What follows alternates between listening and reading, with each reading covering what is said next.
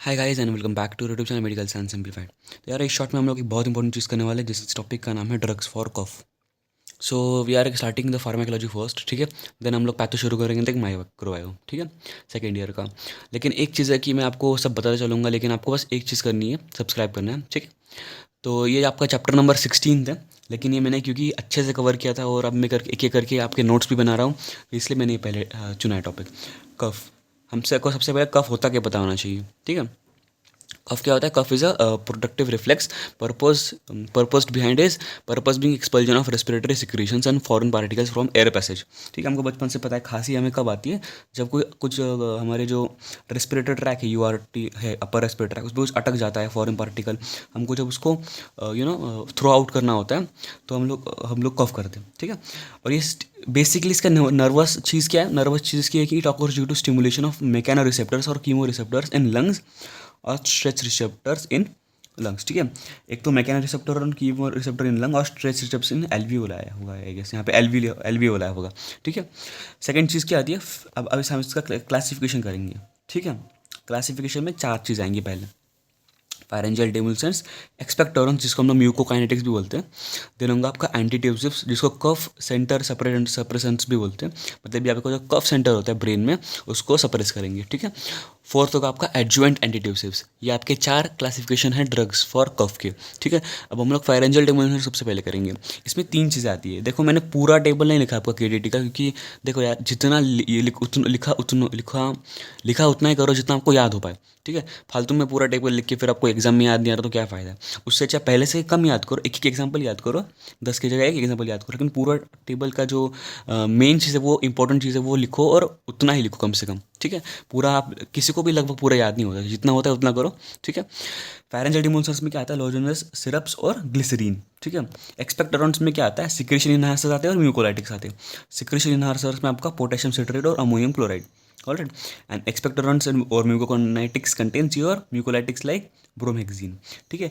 Antitussive और कफ separation में क्या आएगा आपका? नॉन ओपियोइड्स या फिर ओपियोइड्स या फिर antihistaminics.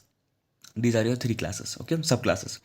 The fourth class of cough is drugs for cough is adjuvant antitussives, जिसमें सब क्लास आएगा bronchodilator such as salbutamol and terbutaline. Salbutamol तो मस्ट, मतलब like everybody must be knowing, but terbutamol एक बार कभी कभी पूछ लेते कि भाई सैल्ब्यूटामोल तो ठीक है, इसके अलावा भी कोई ड्रग का नाम बताओ, तब you must be knowing about that, ठीक है। और क्योंकि टैल्ब्यूटामोल याद करने में भी आसान है, ठीक है। हम लोगों ने कर लिया फेरेंजियल डिमोशन। हम लोग पहले इसका कुछ करते हैं। फेरेंजियल डिमोशंस क्या होता है? द सूद द थ्रोट, ठीक है। जैसे आपने कोई एडवर्टाइज में देखा होगा कि सूदिंग हो जाती है थ्रोट की, मतलब आराम राहत मिलती है। And reduce afferent impulses from the inflamed, मतलब जो फेरेंजियल म्यूकोस है वो खांसने की वजह से कई बार उस पर है ना इन्फ्लेमेशन हो चुका है, तो उस इन्फ्लेमेशन को कम करने के लिए क्या करते हैं हम लोग? उसके जो एफरेंट इम्पल्सेस है उसी को कम कर दिया, ठीक है। तो उससे हमें जो सिम्टोमेटिक रिलीफ मिल गया ड्राई माउथ से, जो कि आपके थ्रोट से आ रहा है, ऑलराइट। एक्सपेक्टोरेंट्स क्या है? 3 नंबर पे एक्सपेक्टोरेंट्स क्या है? It is they are believe to be increasing bronchial secretion, ठीक है। ये क्या करते हैं? आपका जो ब्रोंकियल सिक्रेशन उसको बढ़ा दें या विस्कोसिटी कम कर देंगे, जिसकी वजह से कफिंग करना आपको आसान होगा और जो आपका जो डिब्री होगा वो फटाफट निकल जाएगा, ठीक है। एंटीट्यूसिव क्या होते हैं? These are drugs that are act in the CNS to raise the threshold of cough centre to are act peripheral. क्या मतलब हुआ? ध्यान से सुनो। एंटीट्यूसिव्स क्या होते हैं? ये आपका जो कफ कफ आपको कब आता है? एक पॉइंट पे आता है ना, कुछ लोगों को बहुत देर बाद कफ आता है, कुछ को बहुत जल्दी कफ आ जाता है। तो वो जो देर बाद आता है ना, क्योंकि उनका थ्रेशोल्ड ज़्यादा है, ठीक है, कफ सेंटर का, तो आपको यही क्या करेगा? थ्रेशोल्ड बता देगा, ताकि आप 10 की जगह पे मतलब 3 बार 4 बार ऐसे कुछ एग्जाम्पल दे रहा हूँ मैं, ऐसे कफ करो आप, ठीक है। तो ये हो गया आपके, sorry, antitussive class of drugs, ठीक है। लेकिन और एक चीज़ है, अगर ड्राई और अनप्रोडक्टिव कफ है तो they should not be use, ठीक है। They should only be use for dry and unproductive cough, ठीक है। ड्राई और अनप्रोडक्टिव कफ के लिए हम लोग सिर्फ इसका इस्तेमाल करते हैं। तो ये था आपका ड्रग्स फॉर कफ। एक बार फिर से क्लासिफिकेशन करते हैं हम लोग। फेरेंजियल डिमोल्सेंस, एक्सपेक्टोरेंट्स, एंटीट्यूसिव्स और एडजेसेंट एंटीट्यूसिव्स, ठीक है। ये आपको इंपॉर्टेंट है, आपको याद करना ही करना है, इसका कोई ऑप्शन नहीं है। आप पूछते हैं मेरे को कि अगर आप क्लासिफिकेशन कैसे याद करना है, तो देखो भाई क्लासिफिकेशन तो किसी को याद नहीं होते, लेकिन एक सिंपल ट्रिक है याद करने के लिए। लिख लिख के आप क्लासिफिकेशन याद करो।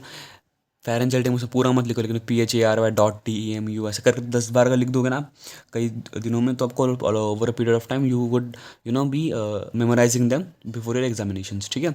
तो ये आपके 4 थे। फिर फेरेंजल में आपका लोजेंजेस, सिरप्स, ग्लिसरीन। एक्सपेक्टोरेंट्स में आपका सिक्रेशन इनहांसर और म्यूकोलाइटिक्स। एंड देन एंटीट्यूब्स में आपका opioids like codeine, non opioids and antihistaminics, alright. Antihistaminics का एग्जांपल प्रोमेथाजीन, ऑलराइट।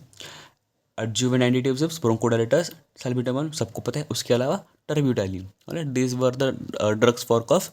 अब आगे मैं ब्रोंकियल अस्थमा, जैसे आपने देख लिया होगा, ब्रोंकियल अस्थमा के ड्रग्स क्लासिफिकेशन बनाऊंगा। एंड देन धीरे करके एक एक करके फिर माइक्रोबायो में भी हमको जाना है। लेकिन उसके पहले एक चीज़ आपको करनी है, वो है कि सब्सक्राइब करना यारो। मैं भी एक मेडिकल स्टूडेंट हूँ, मेरी भी एग्जाम्स आ रही है, लेकिन अगर मैं मतलब बहुत एफर्ट्स दे रहा हूँ तो आपका बस एक एफर्ट का काम है।